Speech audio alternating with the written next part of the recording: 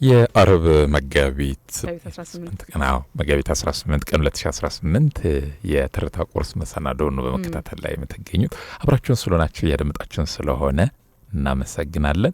አሁን ሰዓቱ ደግሞ ከሀገር ውስጥና ከባህር ማዶ የተሰሙ ዋና ዋና ቤት ዜናዎችን ወደ አድማጮች የምናደርስበት ነው። የሀገር ውስጥ ጉዳዮችን በማስቀደም እንጀምራለን። በኢትዮጵያ ባለፉት 5 ዓመታት ከ3 ሚሊዮን በላይ የህግ ጉዳዮች በባህላዊ ግጭት መፍቻ ስርዓቶች እልባት ማግኘታቸው ተገልጧል። የፍትህ ሚኒስቴር በአዲስ አበባ ባዘጋጀው አህጉራዊ ኮንፈረንስ ላይ ነው እንደተጠቀሰው። እንግዲህ በአፍሪካ እስከ 80 በመቶ የሚደርሱ ግጭቶች የሚፈቱት በባህላዊ ዘዴዎች ቢሆንም ስርዓቱ ህጋዊ እውቅና ሳይሰጠው ለረጅም ጊዜ መቆየቱን አስታውቋል።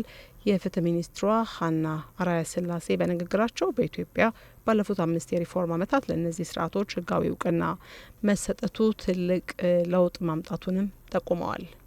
በዚህም የፍትህ ስርዓቱ ባህላዊ ግጭት መፍቻ ዘዴዎች በመደበኛ ፍርድ ቤቶች ላይ የነበረውን ከፍተኛ የስራ ጫና መቀነሱን ገልጸዋል። በተለይም መደበኛ ፍትህ ለማግኘት ለሚቸገሩ የገጠር ማህበረሰቦች አፋጣኝ መፍትሄ እንዲያገኙ አስችሏቸዋል ሲሉ ነው የገለጹት። ሚኒስቴሩ የአካባቢውን ባህላዊ እሴቶች የሚያከብር ሞዴል ህግ በማዘጋጀቱ እስካሁን 9 ክልሎችና 1 የከተማ አስተዳደር የራሳቸውን ህግ አውጥተው ወደ ስራ ገብተዋል። ይሁን እንጂ አሰራሩ የባህሉን ፍልስፍና ከመጠበቅ ጎን ለጎን የሴቶችና የህጻናትን ሰብአዊ መብቶች ባከበረ መልኩ እንዲከናወን ጥብቅ ክትትል እየተደረገ መሆኑ ተመላክቷል።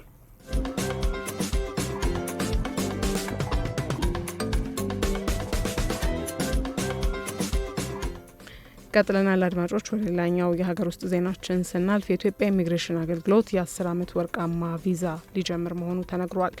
የኢሚግሬሽንና ዜግነት አገልግሎት ዓለም አቀፍ ባለሀብቶችን ወደ ሀገር ውስጥ ለመሳብ የሚያስችልና ለ10 ዓመታት የሚቆይ የወርቃማ ቪዛ ጎልደን ቪዛ አገልግሎት ሊጀምር መሆኑን አስታውቋል።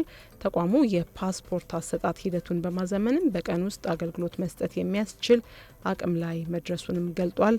የኢሚግሬሽንና ዜግነት አገልግሎት ምክትል ዋና ዲሬክተር ኢንጂነር ጎሳ ደምሴ ለኢዜአ እንደገለጡት አዲስ የወርቃማ ቪዛ አሰራር ከፍተኛ አቅም ያላቸው የውጭ አልሚዎች በኢትዮጵያ ኢንቨስትመንት ዋስትና እንዲሰማቸው ለማድረግ ታስቦ የተዘጋጀ ነው። ይህ ቪዛ ባለሀብቶቹ ለረጅም ዓመታት በሀገሪቱ ተረጋግተው እንዲኖሩ እንዲሁም እንዲሰሩ እድል ይፈጥራል ተብሏል። ተቋሙ አክሎም የፓስፖርት አገልግሎትን ከነበረበት ኋላ ቀር አሰራር በማላቀቅ 8ኛው ትውልድ የኤሌክትሮኒክ ፓስፖርት ስራ ላይ መዋሉን አስታውቋል። በዚህም በአሁኑ ወቅት በፕሪሚየም አገልግሎት በ6 ሰዓታት ውስጥ በአስቸኳይ በ2ና በ5 ቀናት ውስጥ እንዲሁም በመደበኛ አሰራር በ60 ቀናት ውስጥ ፓስፖርት ማግኘት እንደሚቻል ተገልጿል። በተያዘው በጀት ዓመትም እስከ 4 ሚሊዮን የሚደርስ የፓስፖርት አገልግሎት ለመስጠት የሚያስችል አቅም መገንባቱን የገለጹት ምክትል ዋና ዳይሬክተሩ በቀጣይ አገልግሎቱን ይበልጥ በማቅለል የቤት ለቤት የዜግነት አገልግሎት ለመስጠት ዝግጅት እየተደረገ መሆኑን ጠቁመዋል።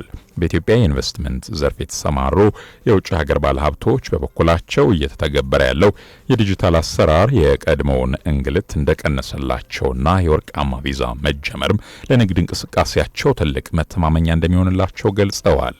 የዲጂታል ኢትዮጵያ 2030 ስትራቴጂን መሰረት በማድረግ ተቋሙ አገልግሎቱን ሙሉ በሙሉ በኤሌክትሮኒክ ስርዓት ለማስቀጠል እየሰራ መሆኑም ተመላክቷል።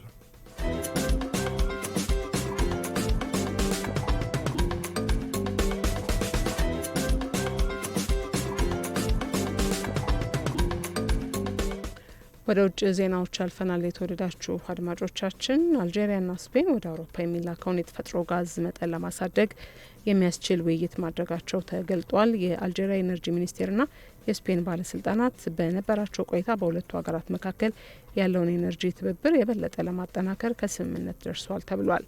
አልጄሪያ በአሁኑ ወቅት ለስፔን ዋነኛ የጋዝ አቅራቢ መሆኗ ይታወቃል። አዲሱ ስምምነትም በዩክሬንና ሩሲያ ጦርነት ምክንያት በአውሮፓ የተፈጠረውን የኃይል አቅርቦት ውጥረት ለመቅረፍ ትልቅ ሚና ይኖረዋል ተብሎ ታምኖበታል። ከጋዝ አቅርቦቱ በተጨማሪ ሁለቱ ሀገራት በታዳሽ ኃይልና በኤሌክትሪክ ትስስር ዙሪያ በጋራ ለመስራት መምከራቸውን ዘገባው አመላክቷል።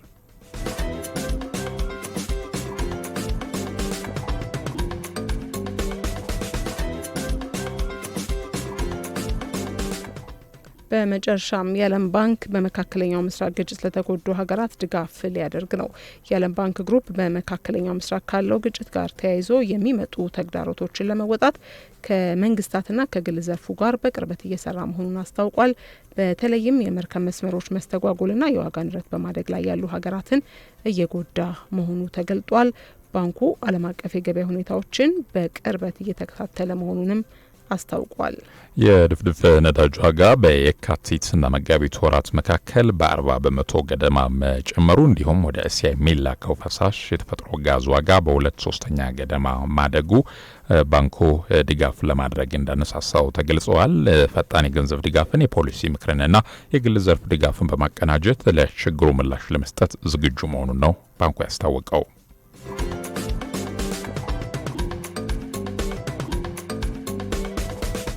ከልቦ የቀረበውን ትርታ 97.6 ኤፍኤም ነው በማድመጥ ላይ የምትገኙት።